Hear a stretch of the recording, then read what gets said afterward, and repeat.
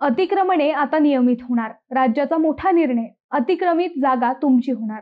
आता जितकी अतिक्रमणे आहेत ते अतिक्रमणे नियमित केली जाणार आहेत. म्हणजे ज्यांनी अतिक्रमण केलंय त्यांच्या नावावर ती अतिक्रमणे होणार आहेत. होय, जे ऐकलंय ते खरं आहे. जर तुमचेही सरकारी जमिनीवर अतिक्रमण असेल तर घाबरू नका. राज्यातील छोट्या आणि मध्यम आकाराच्या शहरातील सरकारी जमिनीवरील अतिक्रमणे नियमित करण्याच्या हालचाली राज्य सरकारने सुरू केल्या आहेत. त्यासाठी सर्वंकष धोरण निश्चित करण्यासाठी नगर विकास विभागाचे प्रधान सचिव यांच्या अध्यक्षतेखाली समिती गठीत करण्यात आली आहे. अहवाल सादर करण्यासाठी या समितीला 15 दिवसांची मुदत देण्यात आली आहे. नगर विकास विभागाने बुधवारी या संदर्भातील शासन निर्णय जारी केलाय.